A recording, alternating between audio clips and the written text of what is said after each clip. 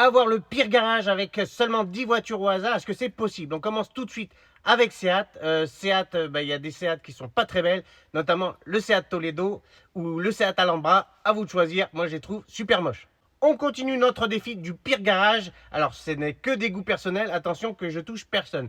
Jaguar, je pense que la pire des Jaguars soit en circulation, c'est la Jaguar E-Pace, donc celle qui sert pour les taxis autonomes, que je trouve vraiment horrible. Et si on va aller plus loin, il y a la Jaguar, le concept car qui est sorti là, qui est horrible. D'ailleurs, le designer s'est fait licencier. C'est pour dire. On continue pour notre troisième voiture du pire garage. Est-ce qu'on va réaliser ce défi? Koenigsegg.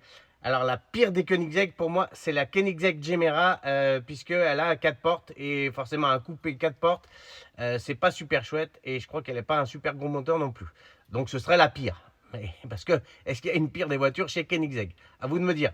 J'espère que malgré ces Koenigsegg, mon défi du pire garage va être validé avec la prochaine marque qui est Chevrolet. Je prends la Chevrolet Matiz, alors qui est en fait une Daewoo Rebadgé, mais c'est bien une Chevrolet. Elle est horrible. On est pas mal là sur notre défi du pire garage. On continue avec la prochaine marque qui sera Hummer. Je pense que le pire des Hummer, c'est le Hummer H3. Le Hummer H3 qui a tout perdu du H1 et du H2 qui faisaient leur charme. On en est à la moitié de notre défi avec Suzuki. Alors Suzuki, c'est facile. Pour moi, la pire des Suzuki, c'est la Suzuki Baleno. Je ne sais pas ce que vous en pensez. Là, on a de la chance, on a quand même un bon tirage parce que les marques nous facilitent notre choix. Porsche. Alors Porsche, là, c'est assez compliqué de trouver un modèle Porsche. Alors si j'en ai un, l'une des pires Porsche, c'est la Porsche 914 associée avec Volkswagen. Je pense que notre défi du pire garage est bien réussi. Enfin, il ne faut pas que je tombe sur une pépite à la fin. Alors Bugatti, Bugatti, le B112. C'était l'espèce de berline, c'était un prototype Bordeaux. C'était vraiment pas terrible. Et je pense qu'elle peut rentrer dans le pire des garages. Ça a vraiment failli me plomber ce défi, la Bugatti. Mais heureusement, je m'en suis sorti. Et Lamborghini, la Lamborghini la moins belle pour moi, c'est le Lamborghini LM1.